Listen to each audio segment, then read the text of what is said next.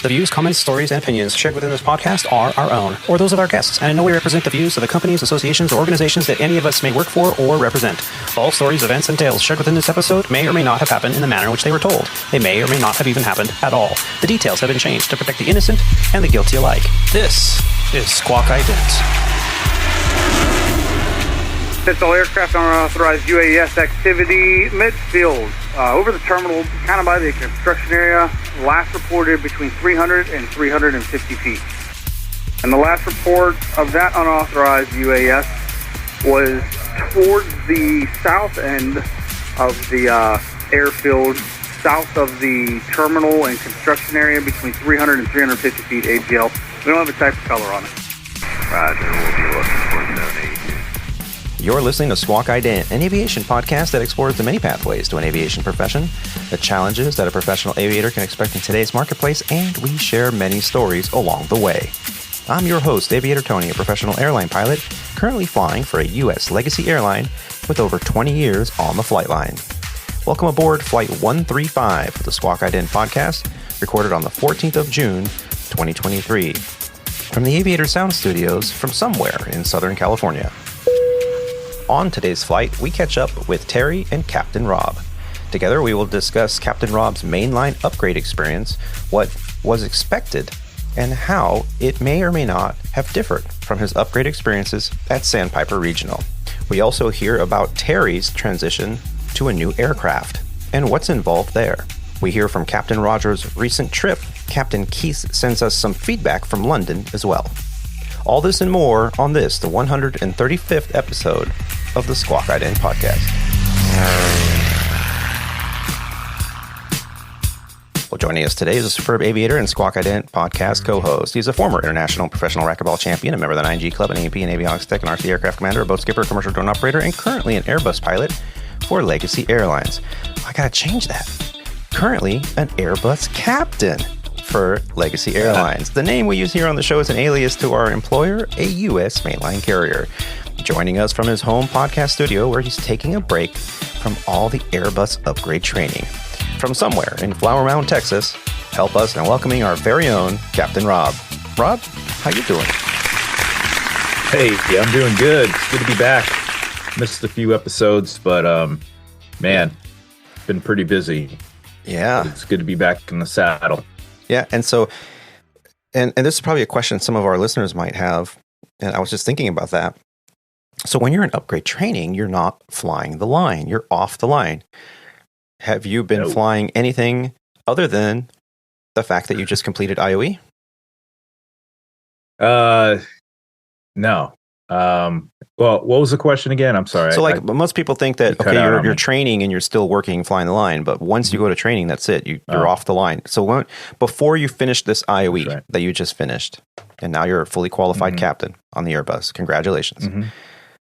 Thank you. When was the last time you actually flew an aircraft before you got back into the IOE situation? Yeah, it was the first week of June. I flew 2 trips, and as an FO, yeah, that was it. 2 3-day trips. So if I look at my calendar real quick, it must have been May. Yeah, you're right. May. No, because we're in June now. Yeah, we are. Yeah, May. It was first week of May. So first week of May, and then they're like, okay, you're going to upgrade class. So going up, no more flying the line. I've been through training all the way through up through. Pretty much finished my check ride on May 1st, and then had like 2 weeks off, and then I did OE, my first OE trip. Okay, so you finished your check ride. Another 4 or 5 days off, then did another OE trip. Okay. And then a couple days off, and then went right into my Fed ride for my last OE trip. When was your Fed ride? June 1st. Oh, okay. Yep. So my first out of training trip was started on June 8th. So I had a 4-day trip on June 8th. And so basically I just got back on the 11th. So that was my first, took the training wheels off and went flying with a fully qualified FO who just so happened to have about 130 hours in the airplane.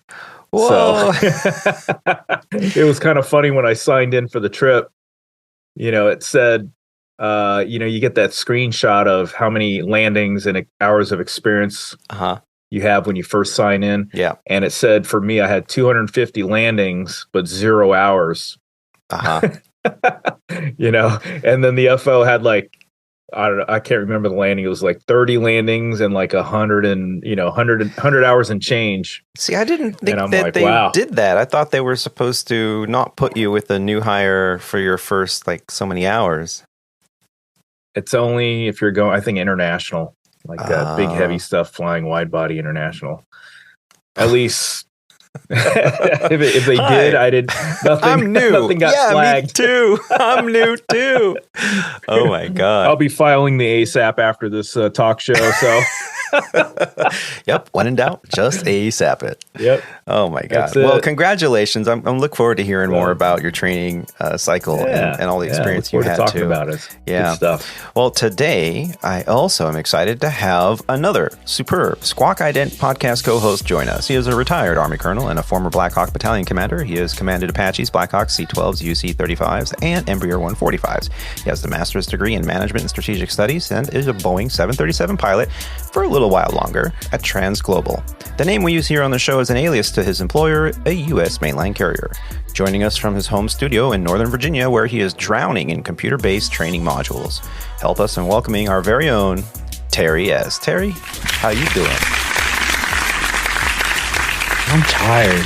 It's like death by PowerPoint. I guess it's not PowerPoint anymore. It's, actual somewhat interactive modules, but man, there's so much to do. And do you have the computer voice associated with the audio on that? No, it's like they use different voices. I guess they're trying to mix it up. I don't know. That's good.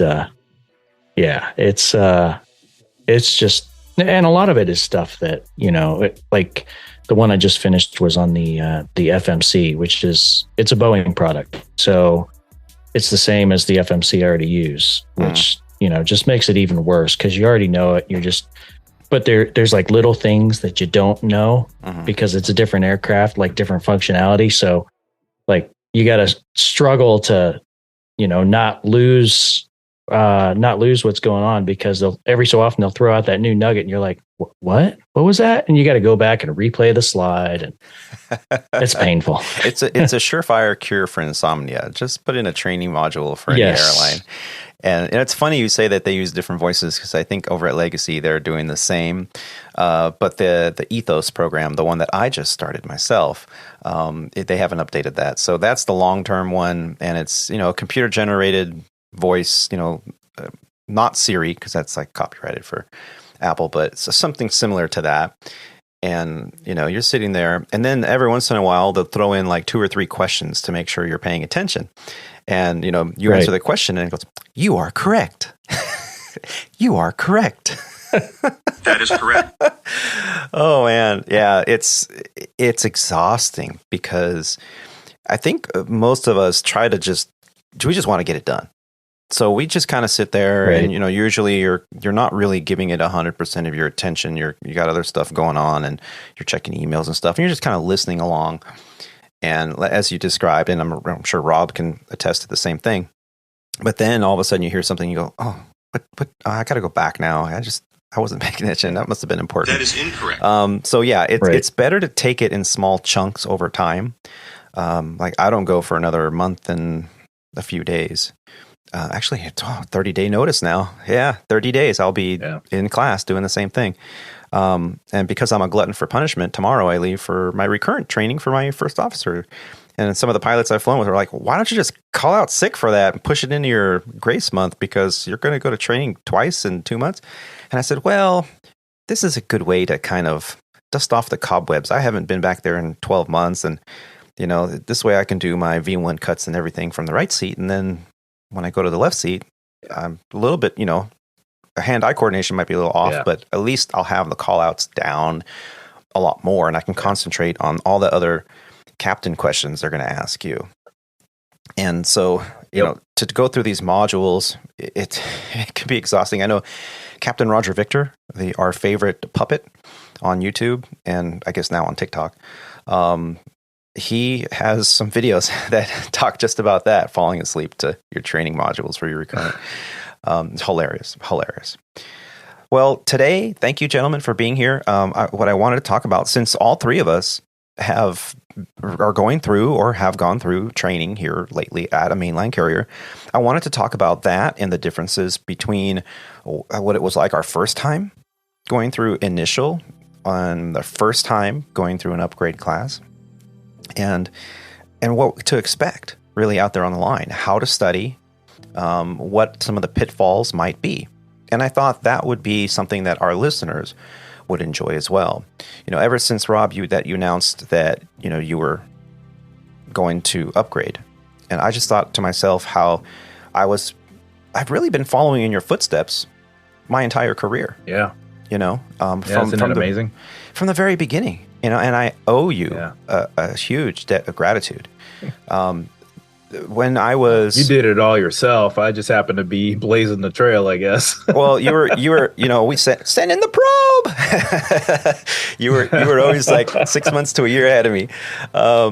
So like I went to a big flight farm school. For those listeners that maybe have not been listening since the beginning, I went to a big flight farm school. I changed careers and decided I want to be an airline pilot. And I moved the family to Phoenix, Arizona, and went to Deer Valley, went to a school that used to be known as Pan Am Flight Academy. And I did all my ratings, passed all my check rides. And then right before I was finishing my CFIIMEI check rides, the school announced that they were going to close the campus in Florida because of the hurricanes that hit that area at Fort Pierce, Florida, 2 years in a row. Something that's in the news actually right now, that there's a mass exodus in Florida from people that are leaving because the homeowners insurance has gone up 100% in the last 12 months because of the evaluations of the threats of hurricanes. So it's a common thing. It's been like that since I can remember. Florida is a high-risk area. Well, they told us at the flight school that, sorry, we're bringing the whole campus over here to Phoenix. We're going to double our fleet size and double our instructor size. Unfortunately, the students, most of them are not coming with. So we don't have a job for you. The deal was when you graduate, if you graduated without any major bust, you'd be a flight instructor for them. And then, 10, 12 months down the line, as you build your hours, the regional airlines would hire you, gobble you up. They had agreements with multiple airlines. Well, they told me that's not going to happen. And so when my designated examiner gave me my final check ride, he said, instead of going to work for Home Depot for 6 months until, hoping and praying that they call you, why don't you put your application out to other places? And I said, well, I'm going to have to. I need to work. I need to fly. And he said, well, call this guy. He's down at a small flight school in Chandler, Arizona. And the nice thing about it is it's not a farm. So you have people with their own airplanes. They're going to fly all different kinds of GA aircraft. Yeah. And you're going to instruct all different types of people. And it's probably a better fit because he goes, you're sharp. You like teaching. You like instructing. So I think that's a good fit. Give him a call. And who do I call? Mr. Captain Rob. Okay. And he told it to me straight. He gave me all the ins and outs of working there at the Tailwind Flight Center, which is no longer a thing, but a lot of great memories there. And as I was walking in the door, Rob was walking out the door to start at SandPiper. Literally the same day. I took your desk. I took your desk. Yeah. And, I saw all the little carvings in your desk. Yeah. And and about a year later. All the boogers and the gum underneath Yep, I found the table everything. and the chair. I found everything. Yep. I found that stash you have there in the bottom cabinet, too. That's some good scotch.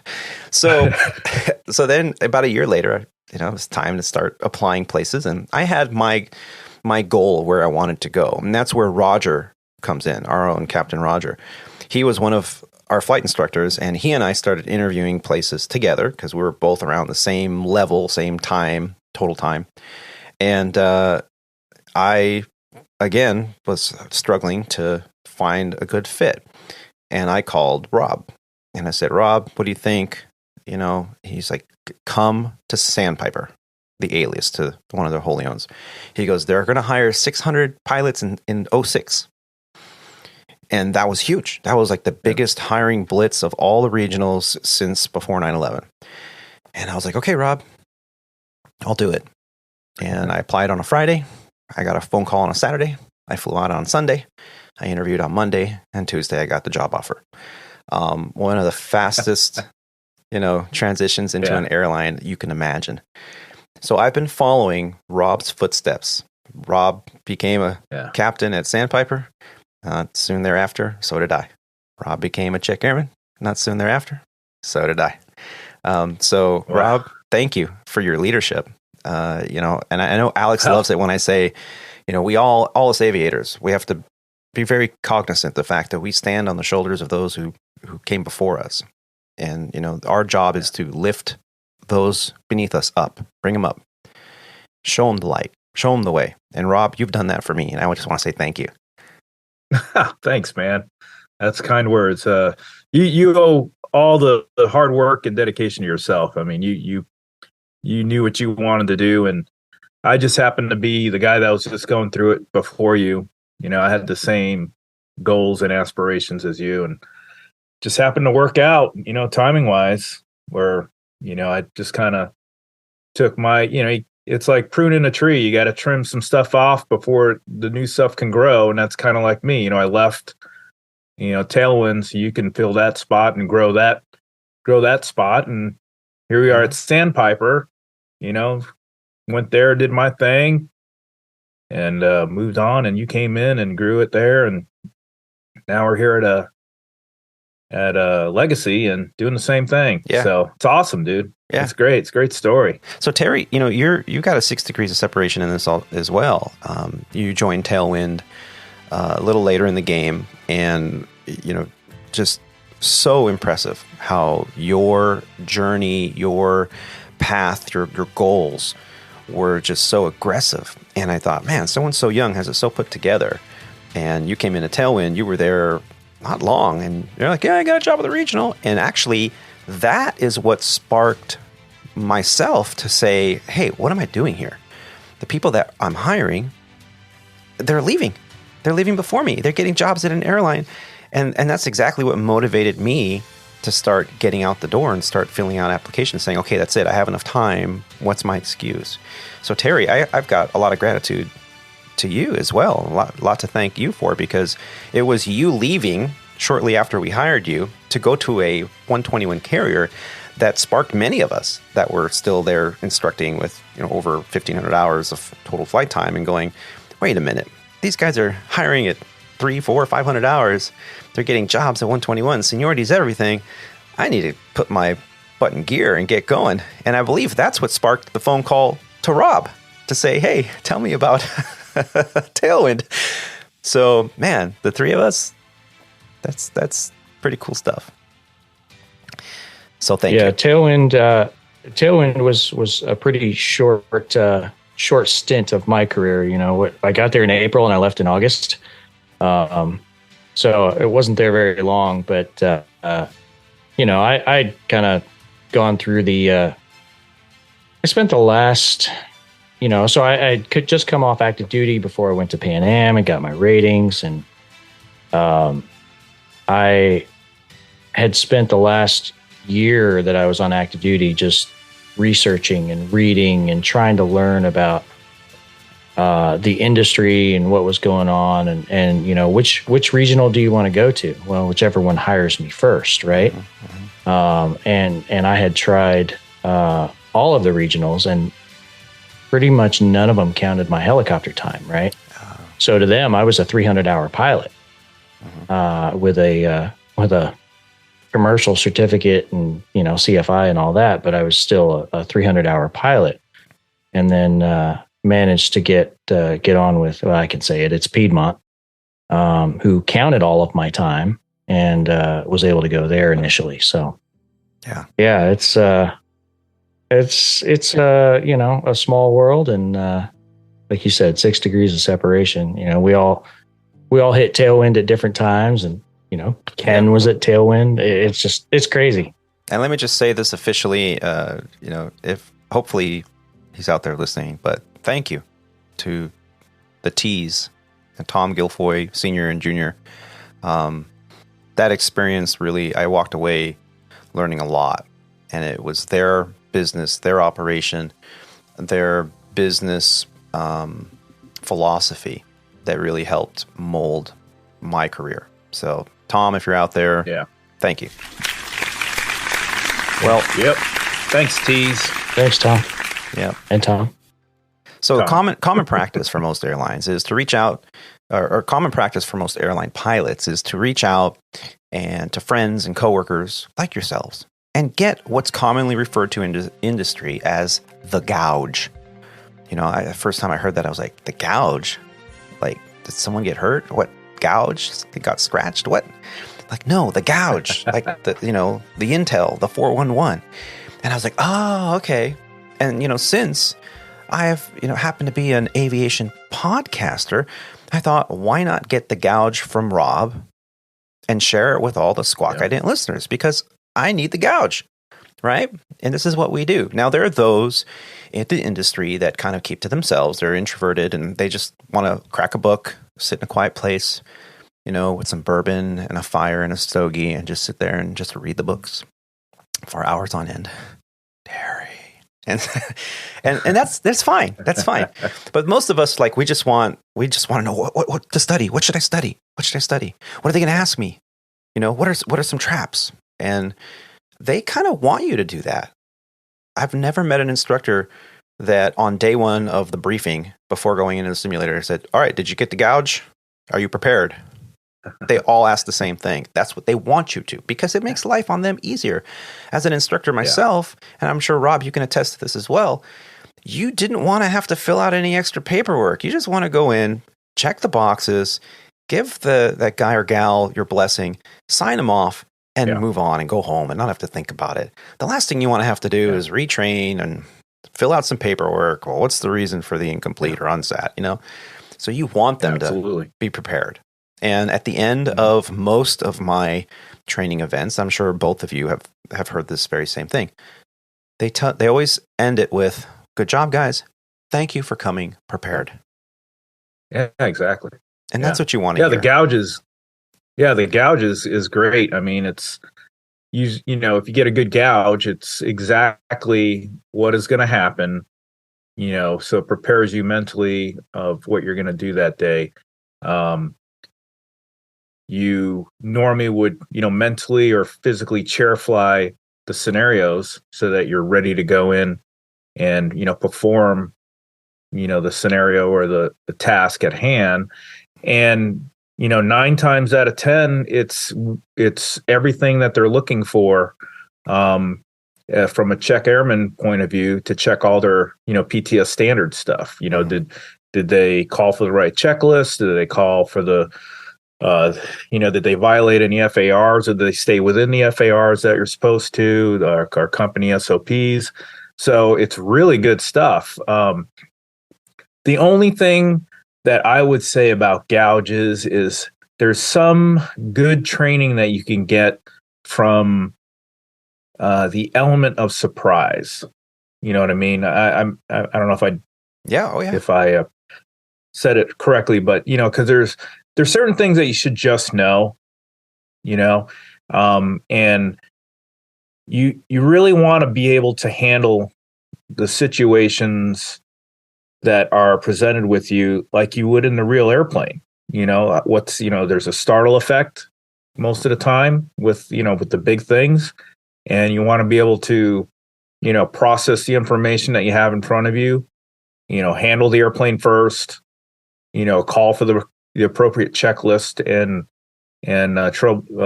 secure whatever the problem is, and then get the airplane safely on the ground. And at the same time, you still got to be able to manage, think, and talk, and do all the other stuff that seems to be really hard to do when you're task saturated. So, that stuff I like the element of surprise because it trains you to just. Yeah, and I remember doing it in military training, and there's a lot of stuff that you do that you have to just put yourself under that situation with the heart rate up, the task saturation elevated with a lot of distractions going on, just so you can learn how to handle it. Yeah. So you don't get a lot of that in the simulator, but there's some scenarios where I would get the gouge and I'd go through it quickly. I wouldn't study it. I'd go through it quickly. I'm like, all right, we're going to get a V1 cut. The V1 cut was just like all the other V1 cuts, but you don't know if it's going to be an engine fire with, producing thrust, partial thrust. Are you IMC, VMC? Did you just ingest two birds and now you've got both engines that are, going crazy on you? Is it something that you can, handle normally and continue, runway heading and continue your climb and meet all the climb restrictions? Or is this something you're going to be like, we need to teardrop right back right now and try to do something? If not, we're crashing into a city.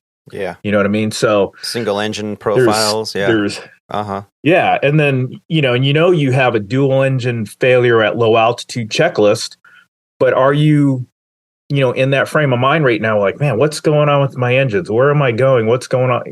Did you even call for it? And that's start TPU right away. Wonderful point, Rob, because we boast that at Legacy Airlines on the Airbus, we have 0 memory items. But that is a very, very inaccurate statement, because you just mentioned one thing of the thousands that can go wrong. One thing, dual engine failure at low altitude. Okay. And on our EPC, or our emergency procedures checklist, right? On the EPC, that's on there. I think it's item number 4 or 5.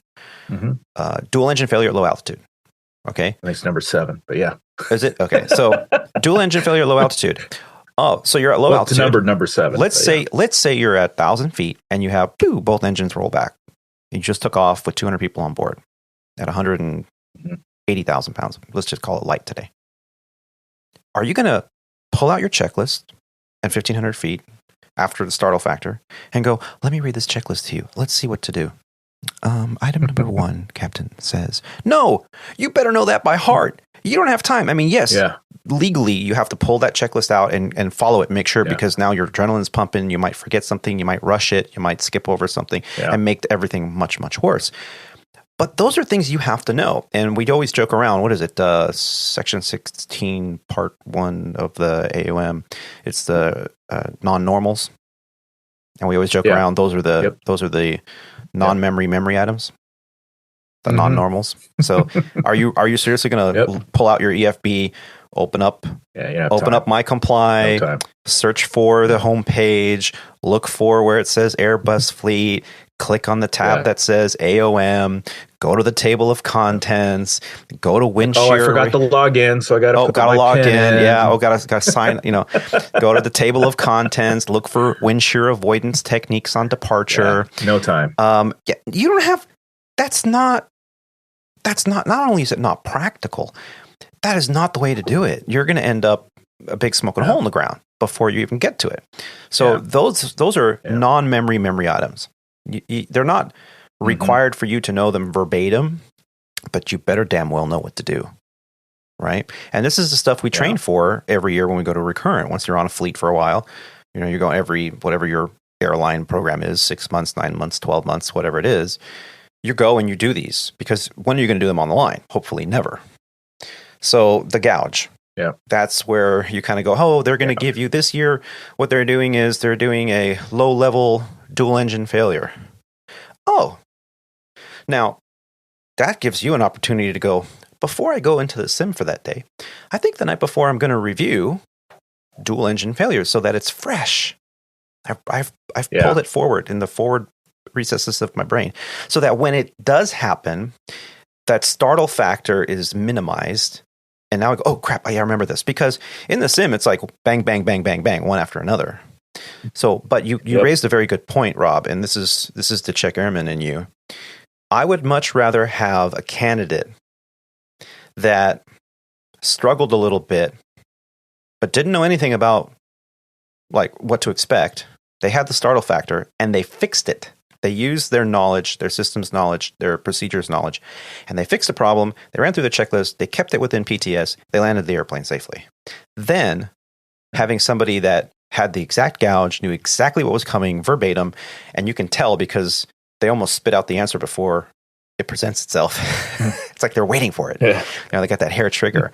I'd much rather have the first than the latter, because the latter doesn't really show me that they're prepared when that startle factor comes up. So, excellent point. I think Rob. the way to think about gouge, or at least the way I treat it, is, and we don't want the listeners to think that the gouge is the answers to the test. It's not. If you treat it more like an outline to kind of guide your studies, that's really more practical and better for us as pilots. I think, because it gets you back in the book. But anytime you open the book and you start digging around for something, trying to read something and look at something specific, you always pull in stuff from other parts of the book, right? So think of it as more like an outline as opposed to the answers to the test. And I think it, it's, and kind of like you guys, I don't, like, I'll get the gouge, but it's not what I focus on exclusively. You've got to, it's everything that we got to know. It's so, I guess the width and the breadth and the depth. Yeah. It's very not, broad. it's not just a narrow, okay, I'm doing a V1 cut. This is it. No, there's so much other stuff out there. So I think of it as a guide. Yeah. And then I recommend all you listeners out there that are thinking about going to an airline someday or at an airline and you have a good full career ahead of you, get yourself a composition book, a notebook, something that's unique to your training environment for that aircraft. I've had this, I bought this 99-cent composition book my very first day at Legacy. And, all my notes, I try to write neatly in here, and I date everything. I try to do it chronologically. And I put in all the information that I need, what we did. Because as we all know, after the simulator comes off motion, we ram dump everything.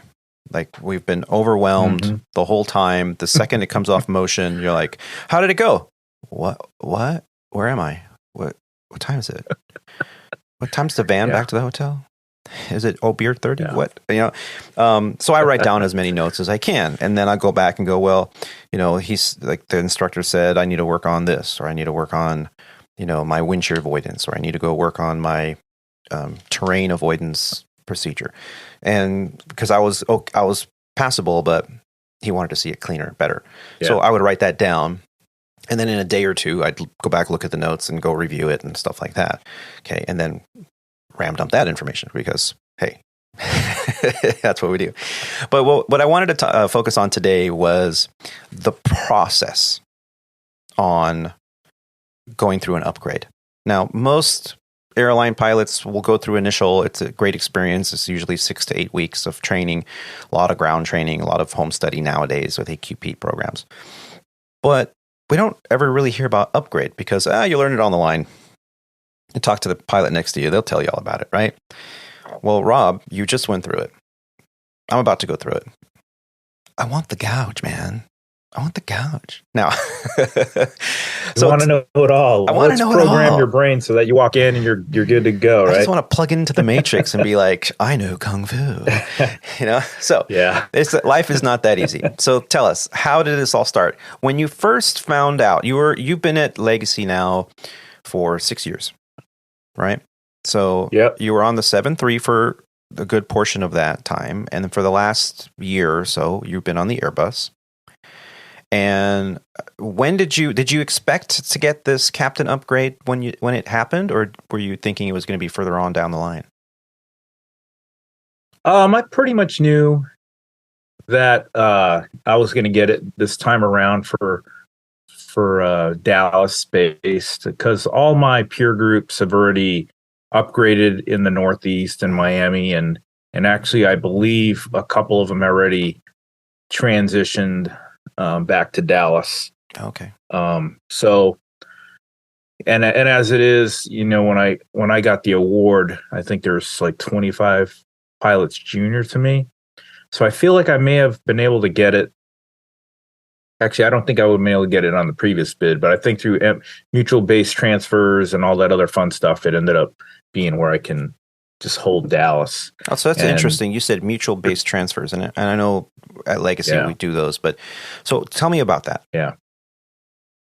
Yeah, mutual base transfers is basically a process within our rank and file or pilot group where you're awarded, let's say, a base in New York, and there's another pilot that is, let's say, based in Dallas, but the Dallas-based pilot doesn't want to be there.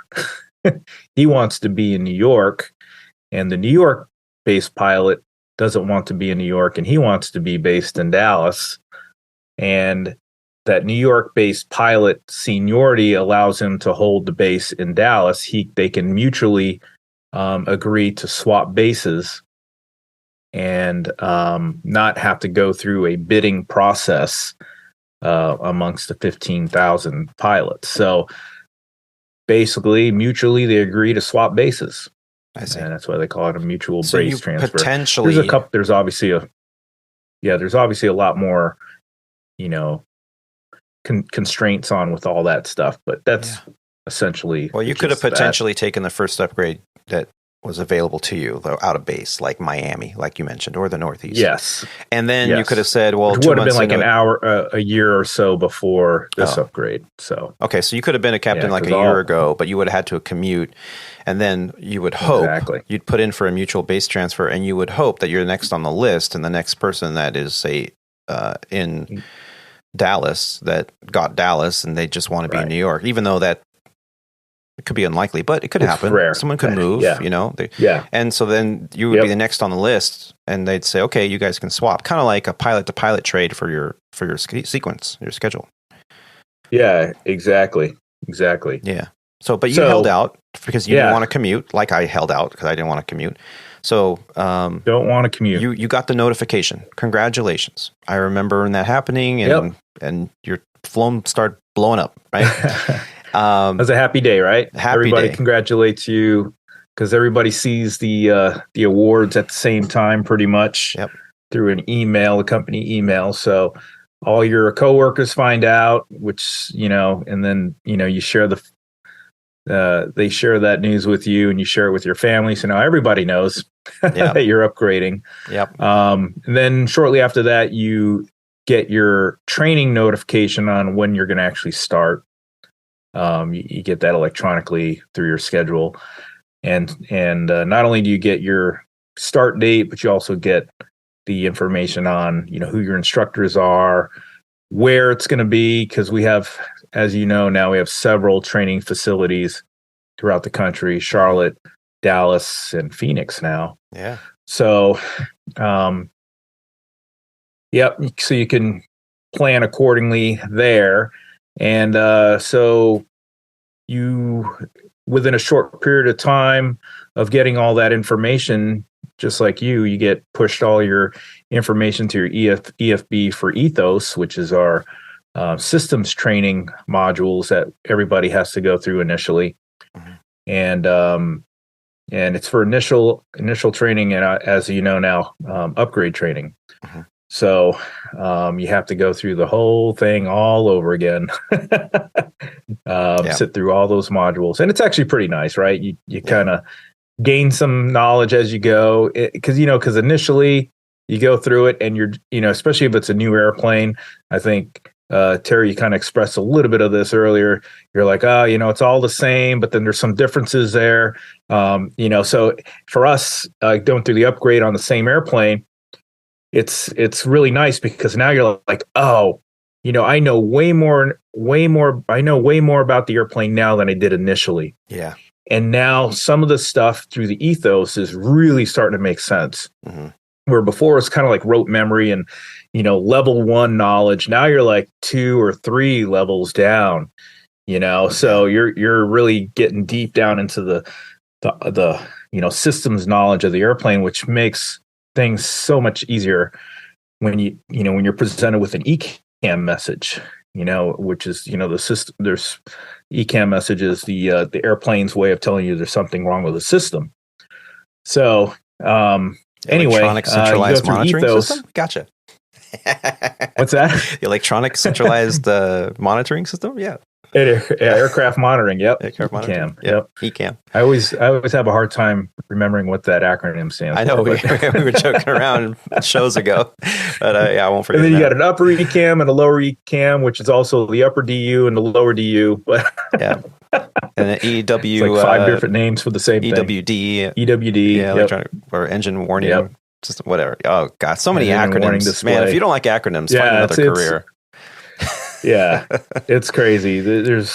What we're referring to, folks, is there's like five different names for the same thing. Yeah. So typical. You say one, and it applies to them all. Mm-hmm. So, anyways, you press through that ethos is something you have to knock out, and it's not something that you can do in a day or two. It takes a couple days to get through it all.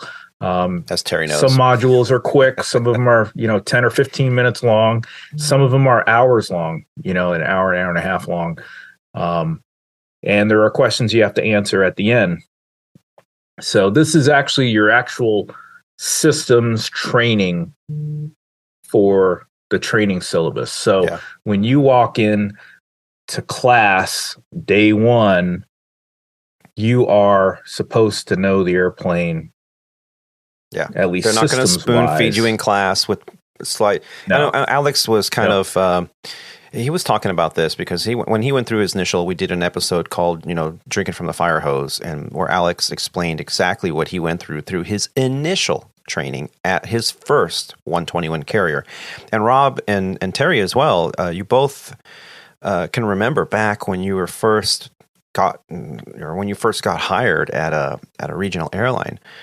That, I mean, it's all new, you're just like, you're out there, you're bright-eyed and bushy-tailed, and you're just ready to go, and you're eager. And back then, we didn't have EFBs. We had kit bags that weighed 45 pounds because they were full of books, Jeppesen manuals, and, aircraft operating manuals, and your standard operating procedures for your company, your flight, your, what do I call it, FOM, operations manual.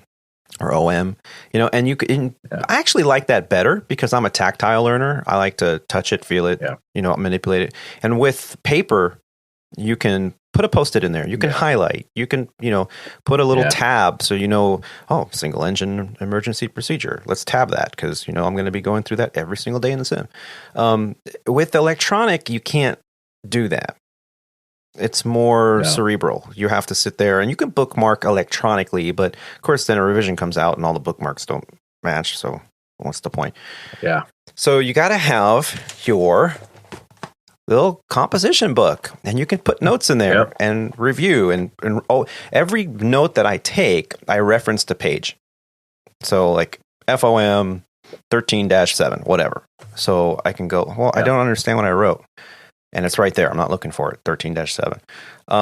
So you, Rob, you're saying that you go through all these modules. It takes time. You can't rush these things. You do a little bit every day, preferably not when you're at cruise because you're not supposed to read any material that's not related directly to the flight that you're operating at that time in the phase of flight that you are in, aka no reading the USA Today.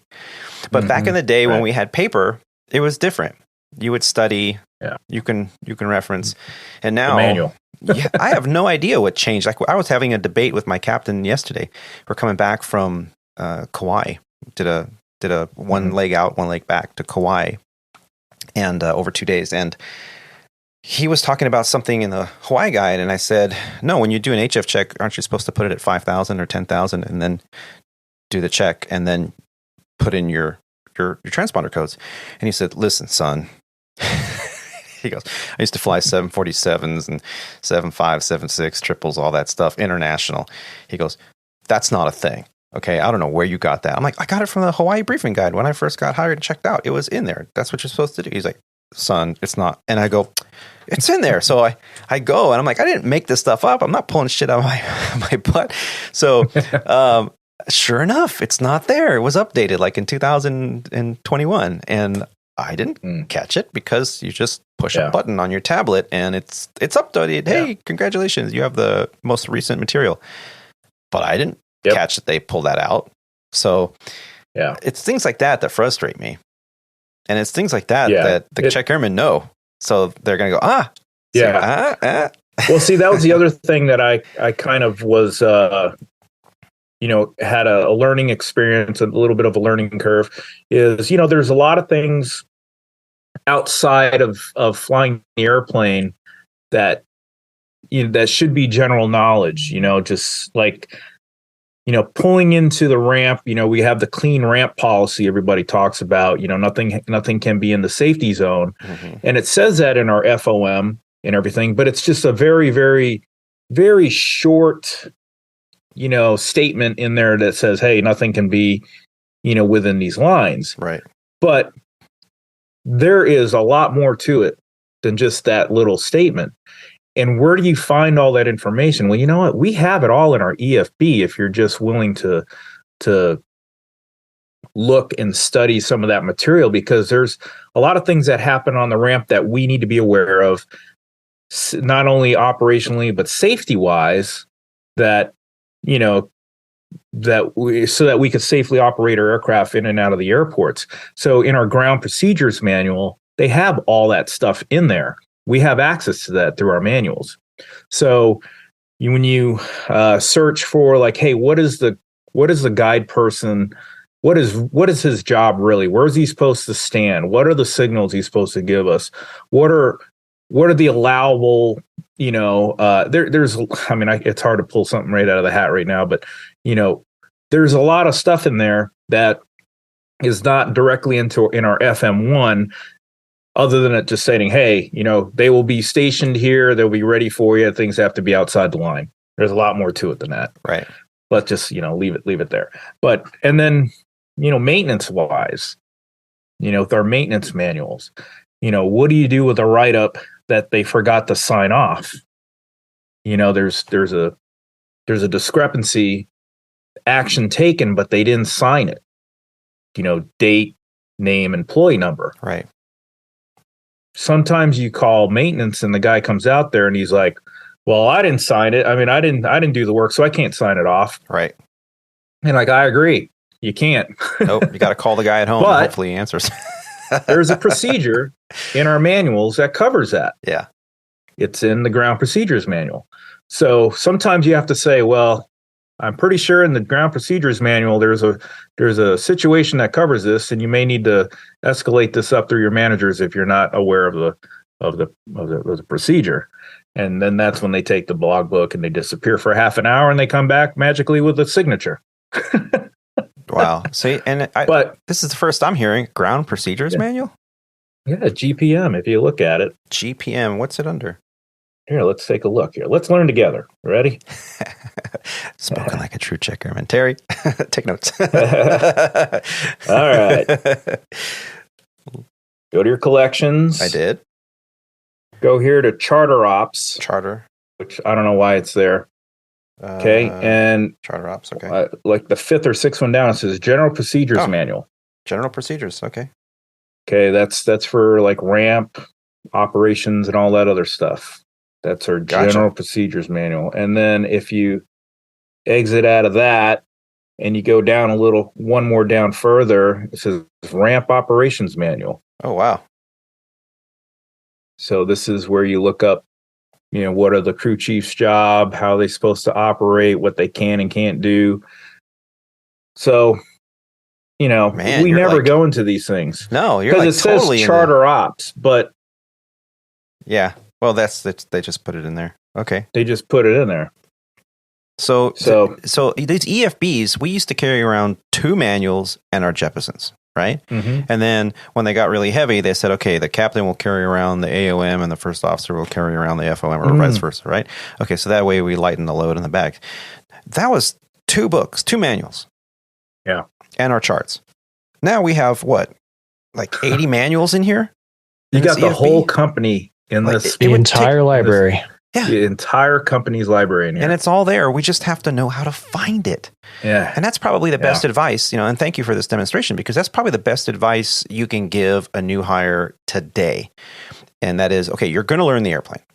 That's not a problem. They're going to make sure you know the systems. You're going to learn the airplane. You're going to learn the operation.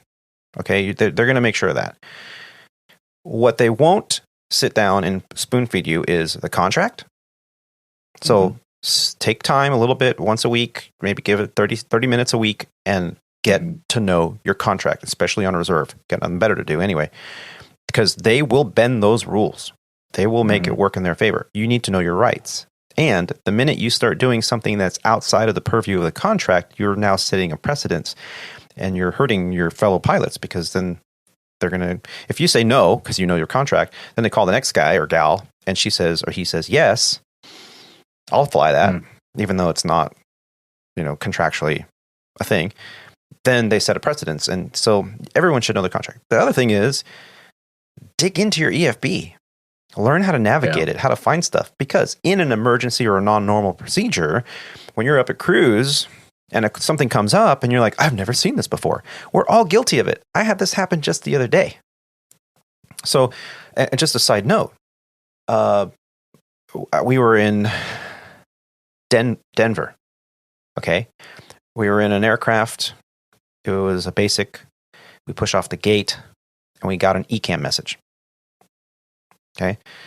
The ECAM message, we were scratching our heads. I don't remember exactly what it said.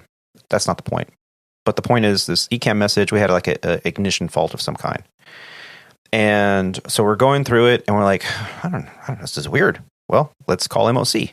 We call MOC and they're like, oh yeah, that's weird. Let's return you to the gate and have maintenance come out and take a look. So they came out, took a look, they reset a bunch of circuit breakers, restarted some computers, message went away, we pushed off the gate, started the engines, and off we went. Okay, they balanced the AML, everything was copacetic. As we got to cruise, it was bothering the captain. The captain's like, I think I read something about this. So he's searching through the EFB for a good 30 minutes in cruise. And it was directly related to the flight, so it was perfectly legal, right? And he finds it. It's a bulletin. A bulletin that not even maintenance knew about or could remember. And the bulletin, basically, the gist of it was, at high elevation airports, if you get ignition B on any of the engine faults, this particular fault, you can go ahead and ignore it and clear the message. It is something that we know about and is not a no-go item. You can go ahead and continue. And he goes, damn it, I knew I saw this bulletin. It's from like a year ago. And I'm like, we're supposed to remember all this stuff? I mean, so that's the part of being a captain, is you have to do. And he felt bad. He was like, damn it, we're now an hour late, because if I would have just remembered that bulletin, and I'm like, well, I should know it too, right? And so it's not just your fault. And MLC didn't know it either. So, I mean, you can't possibly retain all that information. We do a good job as aviators, but you can't possibly retain all that information. So, I thank you for sharing all these experiences with us. We're going to talk a little bit more in detail, some of the major differences, and we're going to talk more about your training and Terry's transition training right after the break.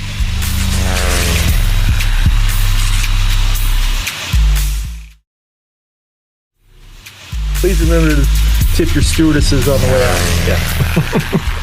All right, ladies and gentlemen, welcome back from the break. Well, we've been talking with Captain Rob and Terry, and we've been talking about training, EFBs, the Gouge, upgrade class, computer-based training or CPTs or modules.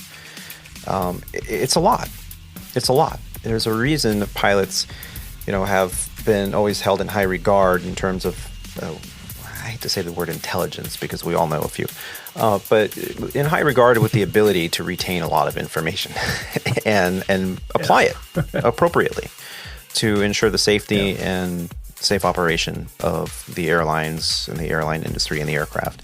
So, thank you to all of you out there that are thinking about this career, that are in this career, that are making a difference by operating safely. You're not thanked for all the good landings and all the good choices that you make that saved everyone's life. That's expected of you. Yeah. But the truth is, there's some days where the decisions made on that flight deck could have gone completely different and could have ended up on the news internationally.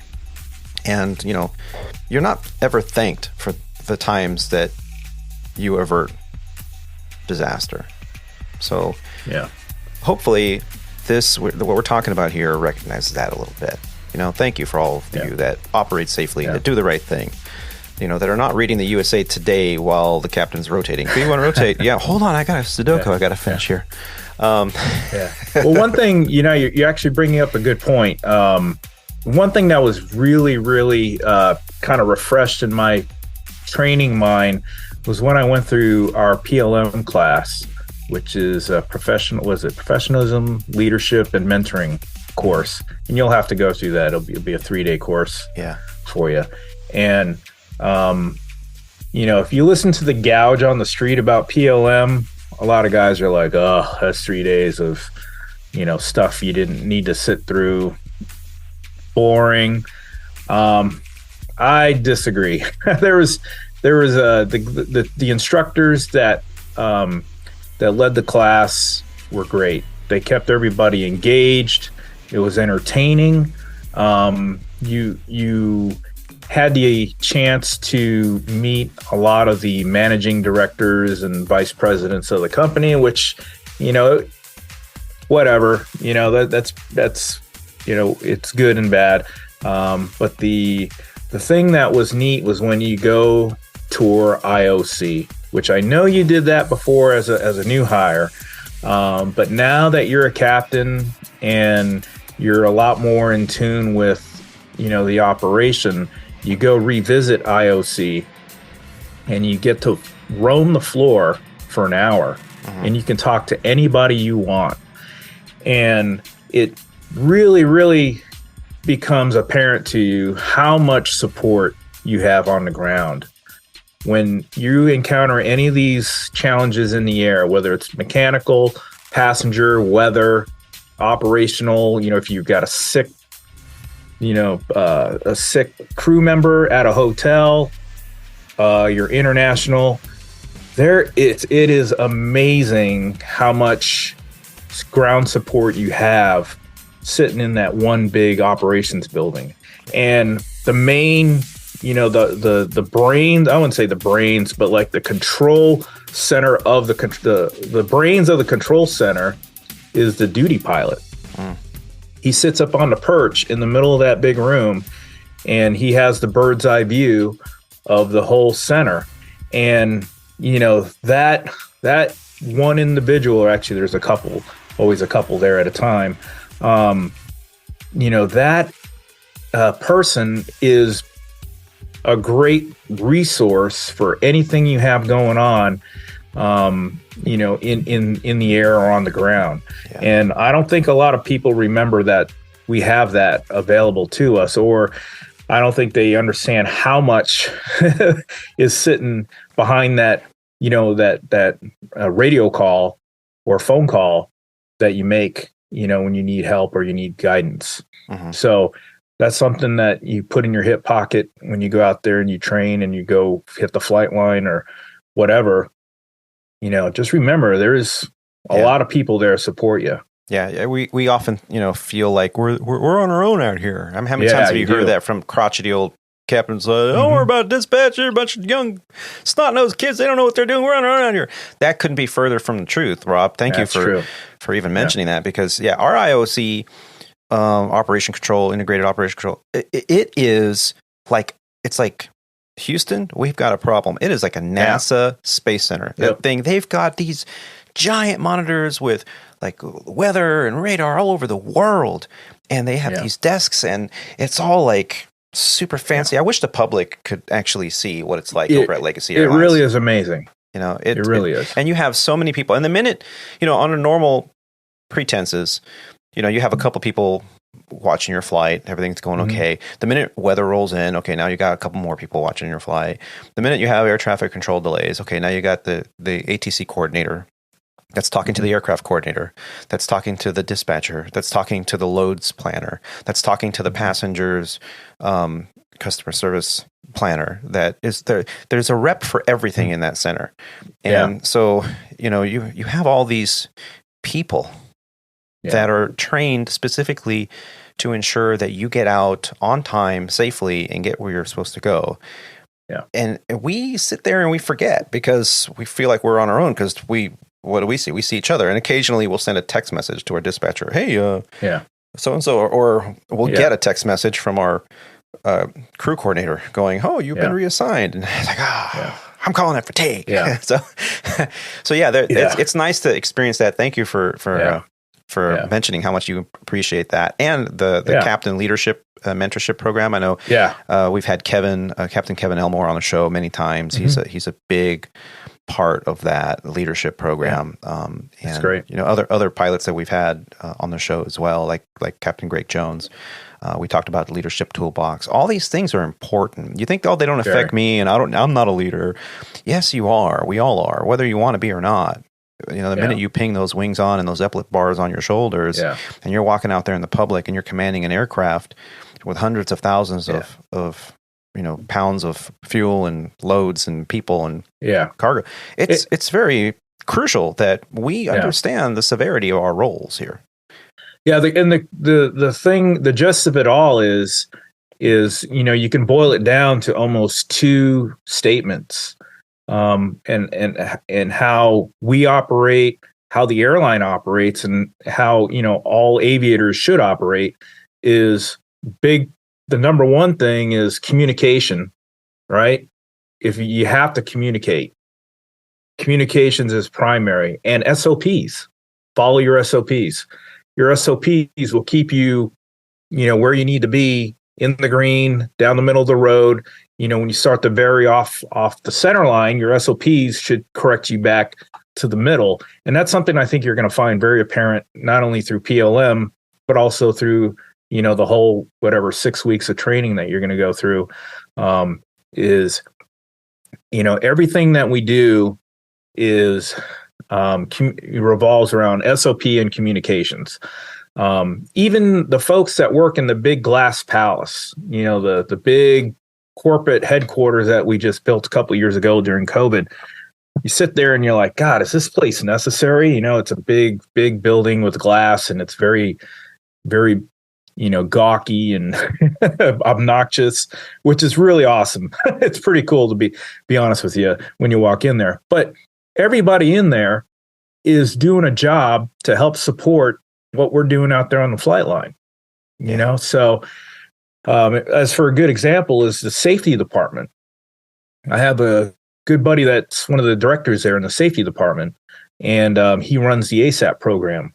So anything that goes ASAP in our company goes across his desk. And when I have personal conversations with him, there's obviously a lot of stuff that he's not allowed to talk to me about, but he can give me some, hey, something happened and this is what they did. What do you think? And I'm like, man, what a bunch of idiots those guys were. Blah blah blah blah blah. What I would have done is this, that, and this. And he's like, yeah, well, we're investigating it, and the NTSB's involved, and Boeing's involved, blah, blah, blah, blah, blah, blah, blah, and so you really sit there and you listen to, his angle of the operation. And it really does kind of surprise you to the fact that, these guys are here to help make our job safer. Mm-hmm. And, these guys write the books, because a lot of times, what do we say? The books are written in blood, right? That's right. That's right. So a lot of times, the stuff that comes out of the offices, these emails and changes to our manuals, are because of stuff that they discover. What's the first thing that they got to do? They got to communicate that with us, and they have to make it an SOP. So, through those channels, and that's why it's important for us as pilots, when we see something that we think is wrong on the flight line or is unsafe, we need to communicate. We need to say something. We have to use our channels to communicate that with the people that make decisions, so that they can investigate and determine if there's a change that needs to be made in the way we do things. And one of the ways we do that is through our SIRS report and ASAP reports. Yeah. So if you see something, whether you think it's small or not, just SIRS it or ASAP it. It doesn't take long for you to do that.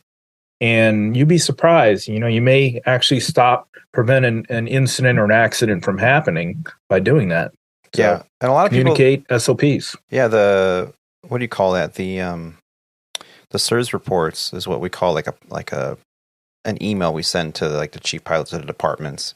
And it's crew something reporting system, crew events system. Yeah. And then the ASAP program, people think it's a get out of jail free kind of thing. No, it's not just when you mess up. It's also like, hey, I noticed this. It's a safety issue. I've noticed that it's an uptick of rampers walking into the safety zone area while an engine is running and the beacon is on, and this is happening a lot at this particular airport. That could be a thing. It could also be a good thing. Hey, I noticed that at this airport they did this, and that really increases safety, and I just want to say good job. An ASAP can be a kudos as well. Yeah, absolutely. But if you don't say anything, it's going to happen knows. 200 times before something bad happens, and it could have happened. One report could have saved someone's neck, And I know it's true at SandPiper, it's true at Transglobal, it's true at Legacy, it's true across the globe.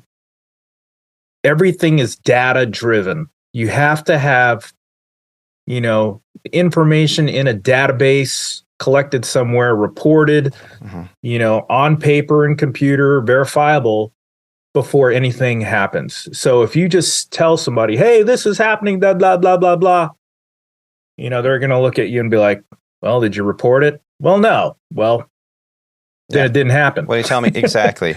It's like, it's like the hotels, you had a bad experience at a hotel. Oh, this hotel sucks. Okay. That's nice. Did you report it? Well, no, I shouldn't have to do that.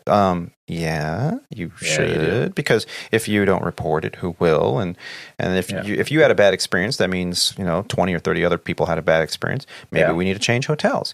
But if you don't report it, and if nobody reports it, if they get one bad report, they're going to ignore it. If they get 100 bad reports, we're going to be out of there lickety split. So it's every aspect of the operation is like that. Yeah. Absolutely. So now, to circle back to wrap up your training experience. Okay, so you got your training. Sorry. No, that's the whole point, right? You get your training. You did your ethos or your modules, your online training, right? You show up to ground school. You did 9 days of ground school? Yeah, I forget. I think it's 9 days. The CPT, IPT trainers, so the cockpit procedures trainer and the instrument procedures trainer, basically touch screen computers that are laid out in the position of a cockpit. So you sit in front of these touch screens, which look like the aircraft that you're flying, and all of the switches and buttons and rotary knobs and all those things are actually selectable on the touch screen. It's like Microsoft Flight Simulator 2.0, it is, right? Microsoft Flight Simulator on steroids without the visuals. Without the visuals, yeah. Without the visuals. So now your ground school, did you have like a classroom environment at all? Yeah, so it's just you and your sim partner. So there is nine times out of 10, with the rate that we are hiring pilots, you're going to get a new hire. So this is a great learning curve for you, Tony. You'll be going in, as a upgrade captain, and since you sat in that right seat, you're going to be the second instructor in that room, helping that guy getting spooled up to speed with call outs and flows, and they don't pay me to do that. That's not my job. It's time for the briefing. What do you need to hear? Winds, weights, and temperatures. And then he's going to be like, oh shit, what do I need to what weights am I looking at? Where do my eyes need to go, and all that stuff. So a lot of that stuff is it's good for you, because you're in training, and you need to know what you need to hear. Yeah. and you're gonna, block out all, not really block out, but just kind of disregard all the stuff you don't need to hear. But there's certain things that you have to hear, in the left seat from your right seater, performance wise, checklist wise, call out wise, all that other fun stuff. Yeah. So yeah, you kind of iron all that stuff out there in the CPT and IPT environment, where it's designed for you to learn and make mistakes and learn from your mistakes. Going through your flows, triggers are the big thing, And what do they call them at Transglobal, Terry? Do they call them triggers and flows on the Boeing product, or what do they call it when an event happens and that's your cue to read a checklist or do something? I don't think we really have a formal name for it. I mean, we have our flows. Yeah. They just call it flows. Yeah. Okay. Yeah. Like us, 10 minutes, it says in our little green bar at the top, 10 minutes prior to departure, within 10 minutes prior to departure, and when fueling is complete. There's your trigger. All right. There's a trigger. And then what's the flow that you do? Fuel pumps on, make sure air is blowing, seatbelt signs on, check your, cockpit DV window and make sure your EFBs are off and all that stuff. Yeah, good mention. So I get in the airplane the other day, and I'm at, where was I? I was in Ontario, and it's the first flight of the day. We used to call it a kickoff flight. Now we call it a right start flight, whatever. It just means it's the first flight of the day. And therefore, you have to do a little bit more than you normally do in your cockpit preparation flow. You have to do your first flight of the day checks. And at Legacy anyway, either the captain or the first officer can do that. It's just whoever's at the airplane first. Now, personally, my rule, which I think it was a SandPiper thing, was when you do your first flight of the day checks, both pilots should be present in the flight deck, because I think it's important that both pilots witness the first flight of the day checks. And most of the time, the captain's doing them while the first officer is out doing the pre-flight walk-around. So that doesn't happen very often. But if the first officer is the first one there, the company says you can do it on your own. I kind of like the idea of both pilots being present, because it's just another set of eyes, and it's kind of a trust thing. Did you do the first flight of the day checks, first officer? Yes, I did. Oh, well, I'm going to do them anyway because it's part of my flow. What does that mean? Hey, captain doesn't trust you. You now have already established a barrier of communication. Congratulations. So the DV windows, or the cockpit side windows, right? Part of your pre-flight flow for every flight is to ensure that they're closed and latched, and the red indicator indicates that they're closed and latched. We get to the airplane. The only time you should see red. The only time you should see red. We get to the airplane. I did my walk around. I did my first flight of the day checks, and I'm doing my flow. I do my oxygen test, and as I turn my eyes to the oxygen test, I notice that my window's closed, but it's not closed and latched. There's no red indicator. And I look over at the captain's side, and his window is closed, but not closed and latched. And I went, Captain, did you do your pre-flight flow? He's like, yeah.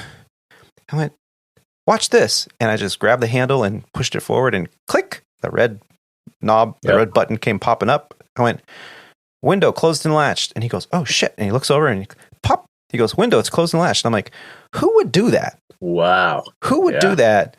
And I'm thinking what probably happened, and it just is my deduction, they probably came out early in the morning, and it's usually cleaning crew that does this, and they open the windows in order to clean the windscreen. They have like a squeegee. Oh yeah, that's right. So they sit on the window, they hold on to the bar, and they use a squeegee so they can reach, and they clean the window.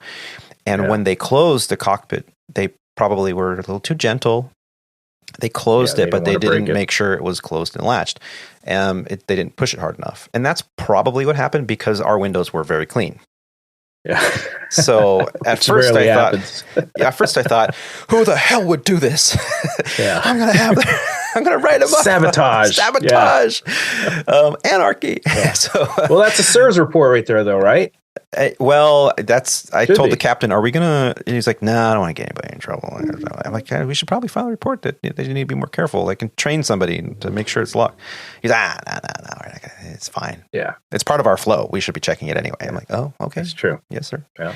So anyway, so there's no like classroom environment where there's like 30 people in a classroom. You go straight into, from training at home. You show up day one, and you have a day partner. one. You will be standing in our crazy schoolhouse, waiting for your new hire to find the classroom, because you know how our rooms are all laid out. It's like a government building with no windows. He's probably lost in some, third floor or second floor, the wrong wing of the schoolhouse, because he doesn't know his way around. Because this whole time he was in training, he was down in the auditorium. Right. So they come in, they do the trainers, the CPT, IPT trainers, the beautiful touchscreen, the 3M screens. It's gorgeous. Do not bring food and drink in that room.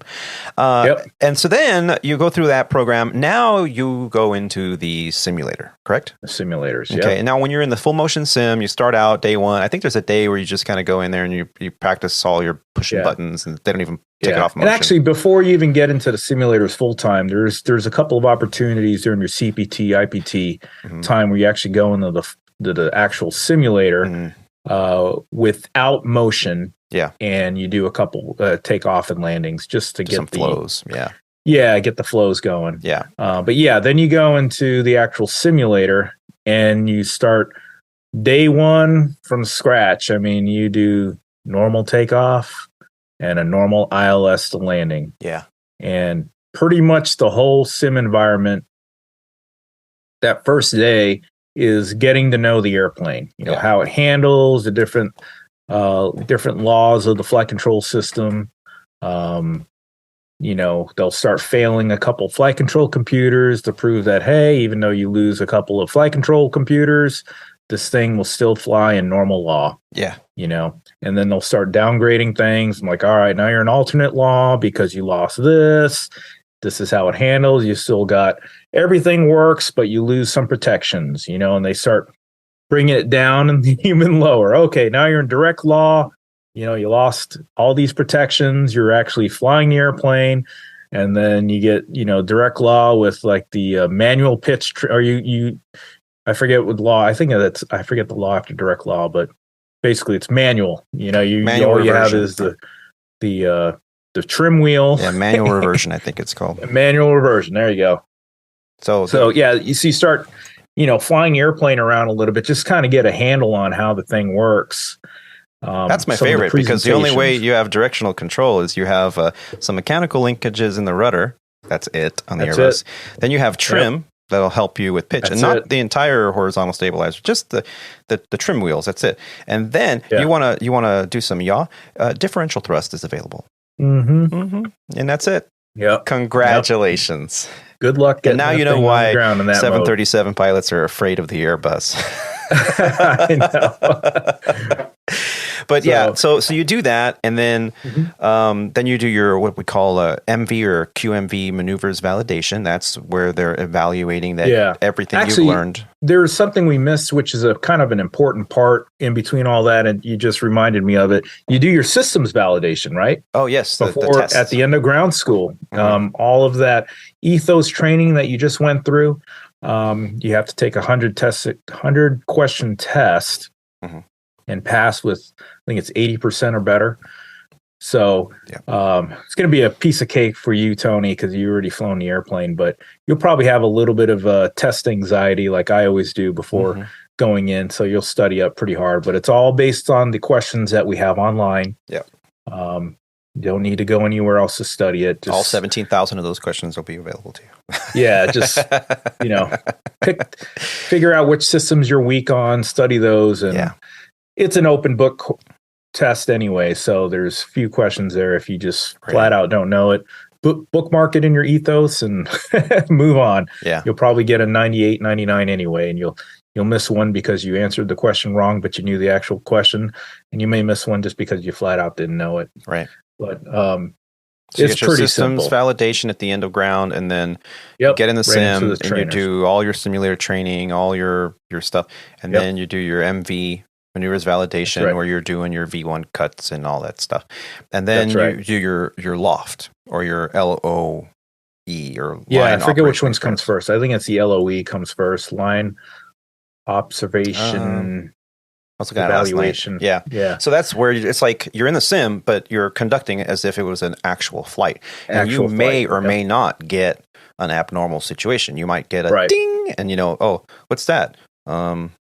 It says a fuel pump is not working. Oh, Yeah. What's the procedure say to do? Turn it off. What's it else to say? Yeah. Continue.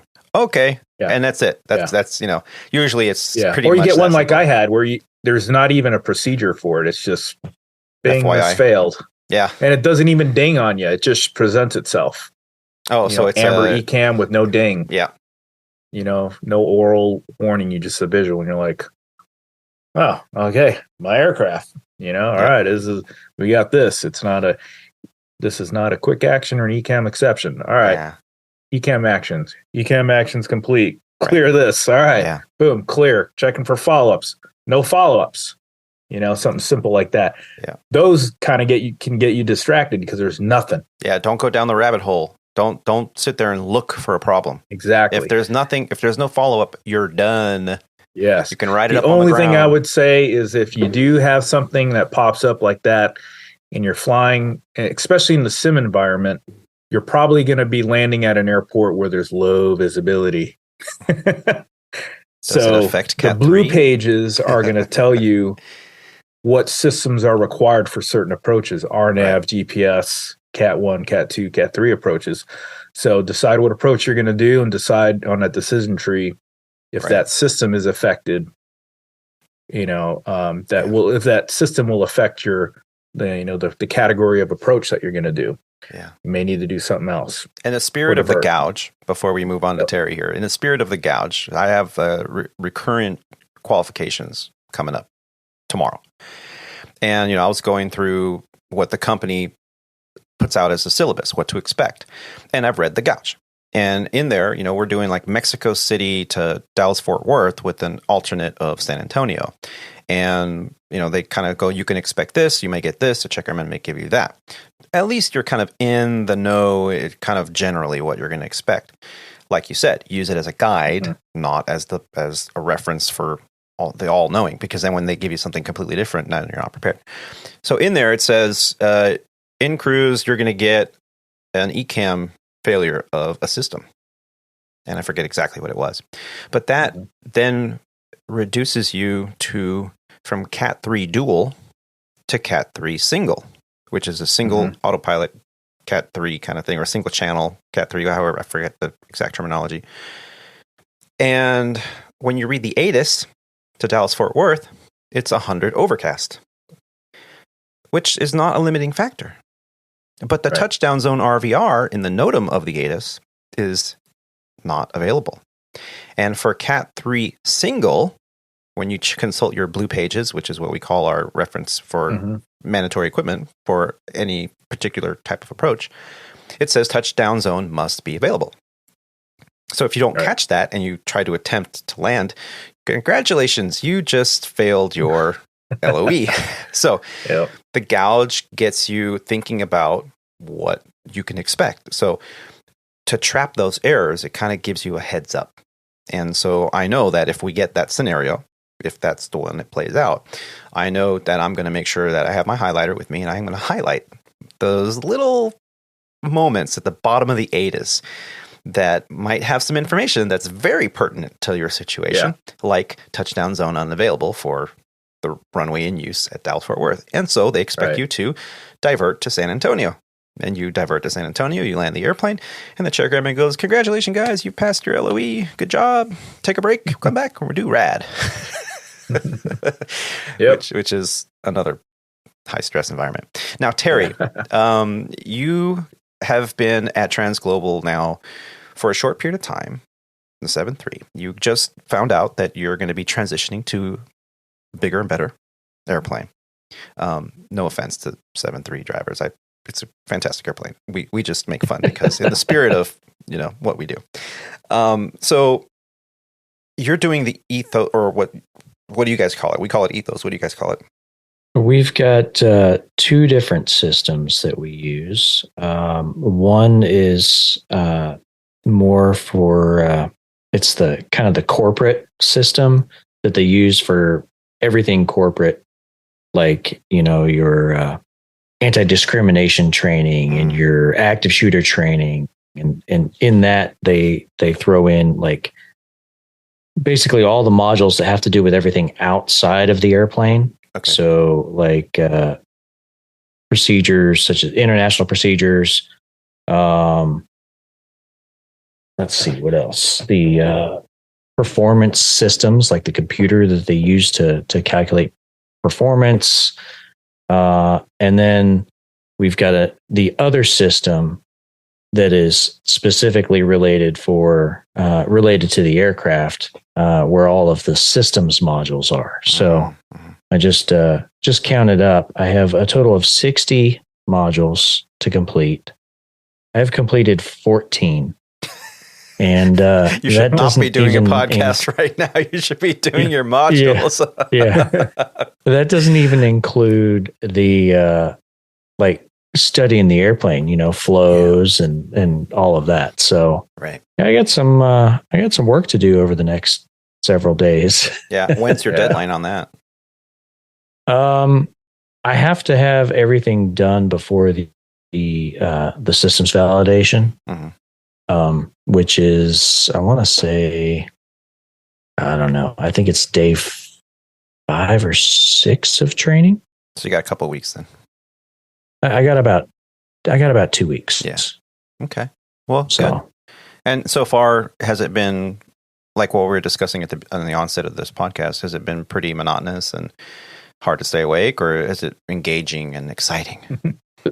So far, it's been more of the former, but it's all been, the procedural stuff. Like the ones I just finished were actually CPDLC, and we've used CPDLC on the 7.3 fleet. So again, it was one of those things where you gotta stay awake and alert so you can catch the differences, right? Because it's funny, the module that they actually ran was, they say in there, the screenshots you'll see are from the 737 FMC. Oh, okay. But the screens should match what you'll see in the 7.5, 7.6.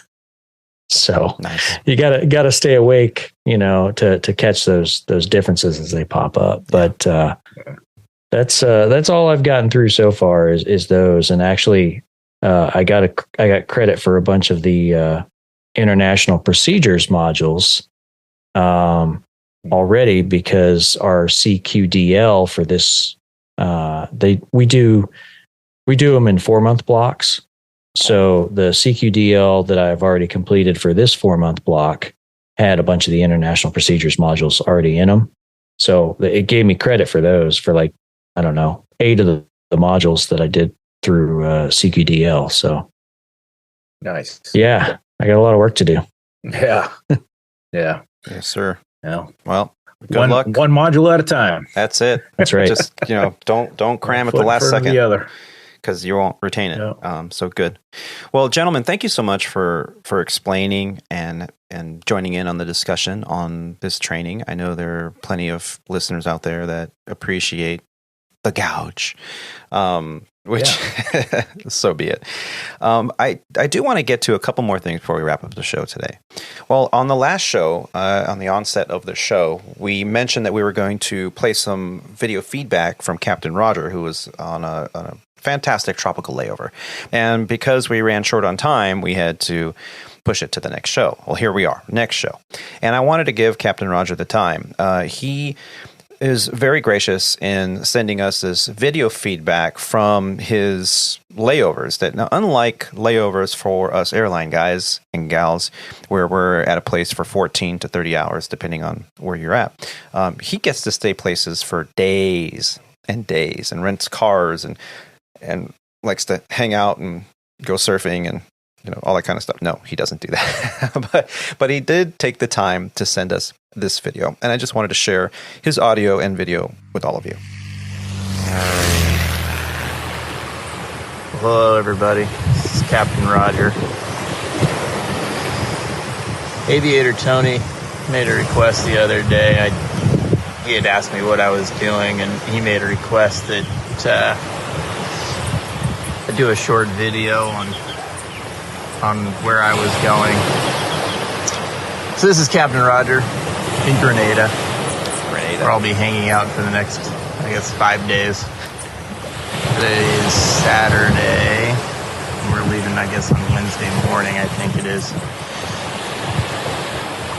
I know my friends at Legacy Airlines had some big news come out yesterday, of which I had to laugh at their group text message about their agreement in principle, or theoretical agreement in principle. And I'm out here in, I guess, what some would consider paradise, where I'll just hang out for 5 days while they squabble over contracts. I just kind of had to laugh at that.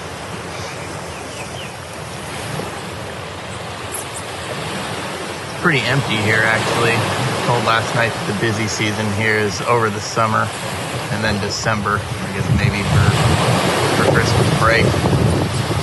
But there's like nobody here. We were the only airplane on the ramp, other than an American Airlines 737 that I assume came from Miami.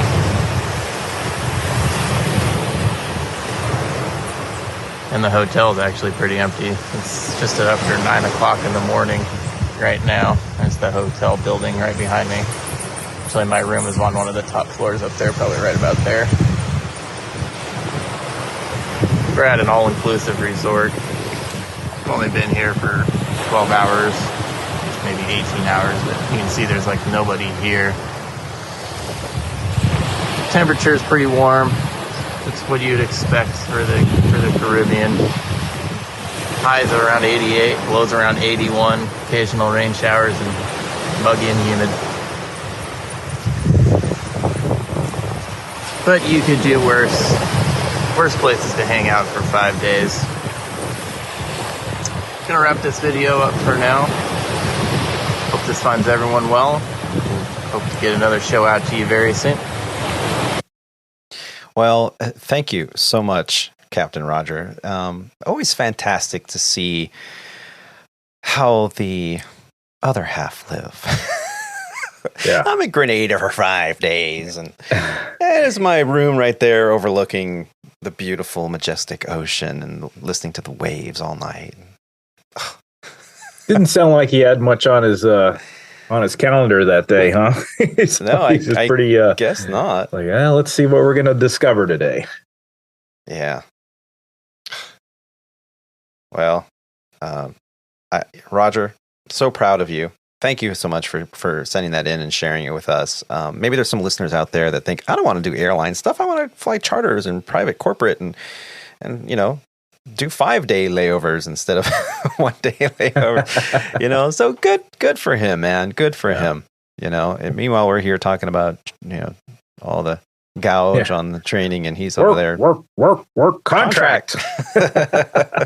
Well, Roger's not the only person that has sent us some video feedback. I have been very fortunate to have what I would consider a friend of the show and a friend of mine who's getting ready to retire very, very soon, Captain Keith. We were doing a segment for a while, Where in the World is Captain Keith? And he's been so gracious to send us feedback over these past few years of doing the show. And he just did a layover not too long ago, and he sent it to me, and I got to apologize. I did not get the link until later. He asked me, he said, did you ever get my link for the video feedback I sent you? And I was like, no, I'm so sorry. Well, he did send it to me. We figured it out. And I have a little bit of that to play for all of you as well. While you're going through that, I ran into Captain Vic Barber. Oh, yeah, who Vic. We had on flight number 88. Yeah. Show number 88 back in September of 21. Mm-hmm. He's now a check airman on the 7-3. And I bumped into him a few times in training and through the ops hallways down there at Legacy Airlines in Dallas.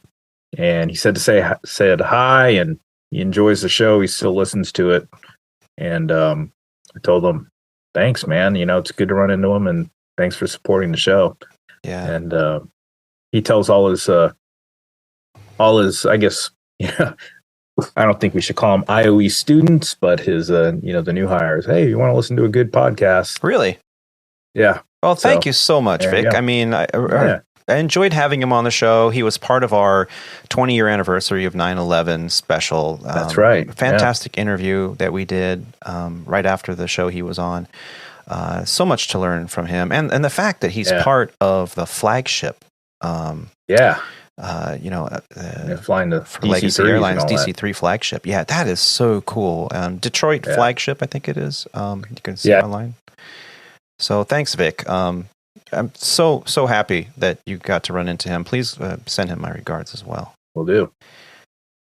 All right, and here is a little feedback from our very own Captain Keith, live from London. Well, not live.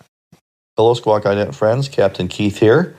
Today on my layover in London. With 3 months to go until I retire, I thought I'd give you a quick update on my layover activities here in London. Today we started with a quick coffee and then a walk through the neighborhood known as Pimlico, where I stumbled upon a bow shop. So I had to stop in and sample the offerings there. They have beef short rib and chicken curry bows on the menu today. From there, I went to Victoria Tower Gardens along the Thames River next to Westminster. Lovely sunny day in London, and everyone is out. Height of the tourist season.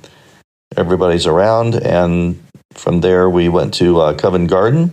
Show you a quick little run through Covent Garden here. As you can tell in the video, everybody is out, locals and tourists alike. Covent Garden is a very popular tourist spot. Lots of restaurants and shops here, and street performers as well. People coming and going, and here we go through the entryway. And that takes us to Seven Dials Market, where I always stop at the cheese bar, my favorite place to stop in London. They have cheese on rotating conveyor, much like a sushi bar would be, but except we have cheese. And I highly recommend this as a stop when you're visiting the city. The cheese bar is located in the Seven Dials area, so it's a very popular spot.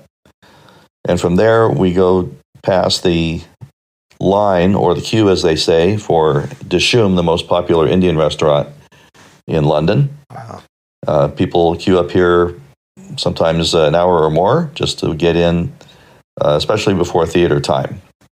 This is also right next to Chinatown, another favorite spot that I like to go almost every time I'm in London. Lots of restaurants and shops here.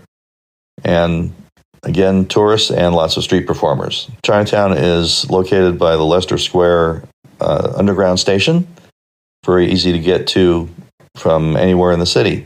Lots of people are around, and London is a great destination for anyone from all corners of the world. You walk around through Chinatown here particularly, and you hear so many different languages being spoken. Pandemic is over, and everybody is back and enjoying their time in the city. And from here, it's a short walk over to Piccadilly Circus, another famous landmark, kind of like the Times Square of London.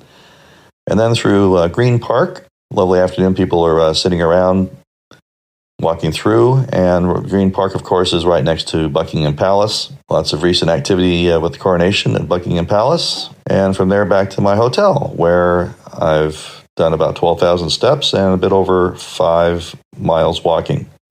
So that's my layover in London. Hope you enjoyed, and we'll speak to you again soon. Fantastic. Thank you, Captain Keith, for sharing your layover walkabout with us. 5 miles, that's of walking around. It's going to be you, London. Terry. Yeah, that's awesome. I'm taking notes because the bulk of our 7576 flying is London. So nice. Yep. So there you go. If you ever have a question, just reach out to Captain Keith, and he'll point you in the right direction.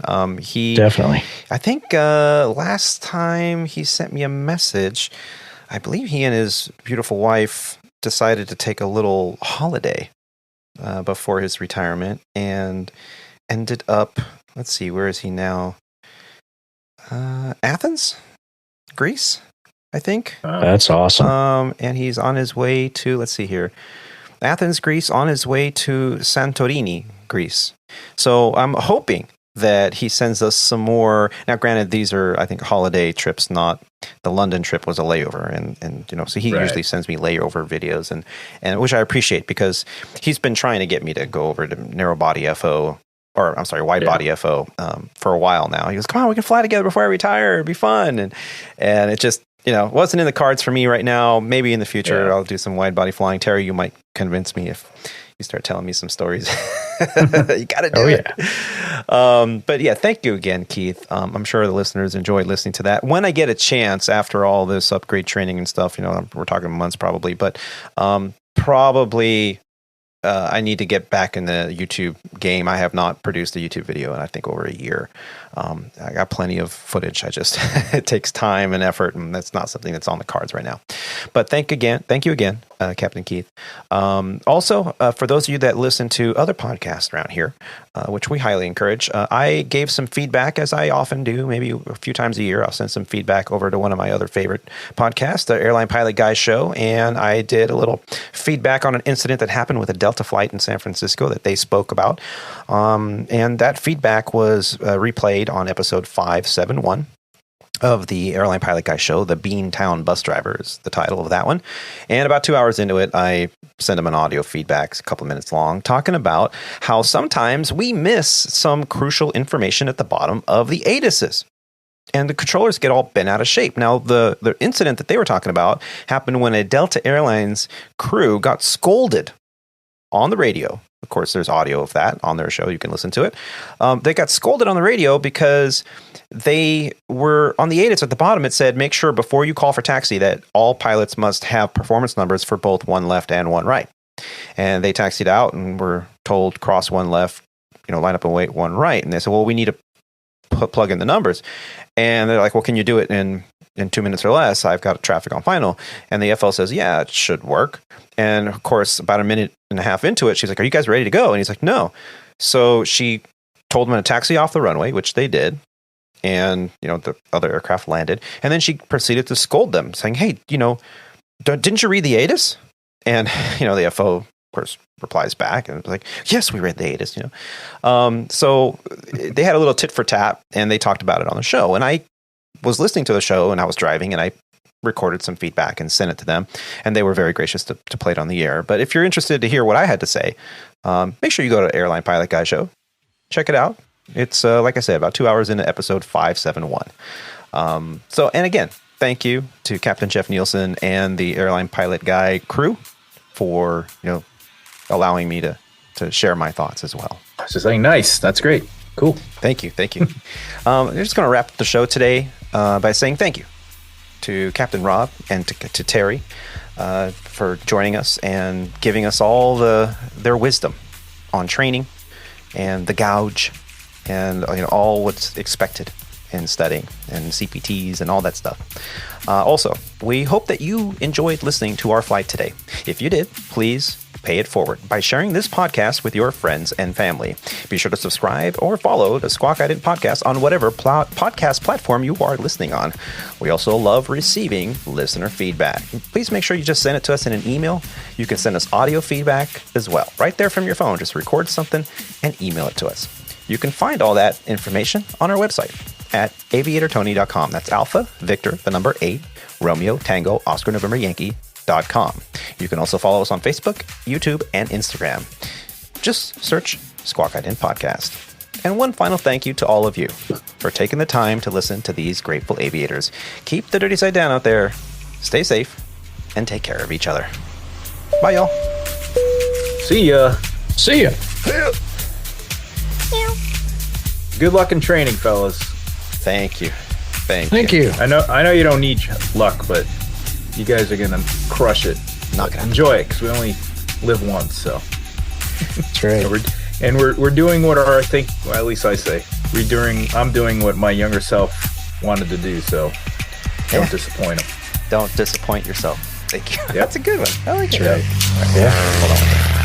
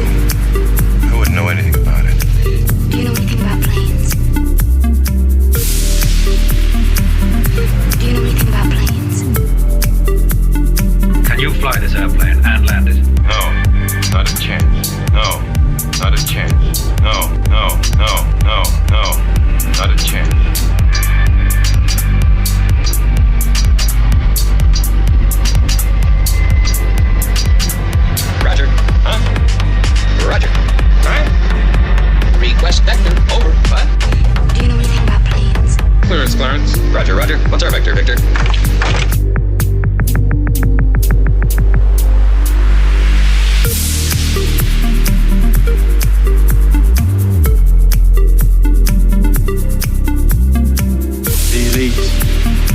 Best of the best. We'll make it better. We'll make it better. Do you know anything about planes? Oh, jeez. Oh, you kill me. You really do.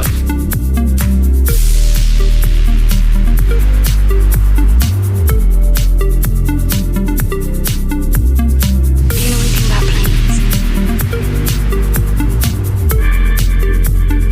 Captain, how soon can you land? I can't tell. You can tell me, I'm a doctor. No, I mean, I'm just not sure. Do you know anything about planes?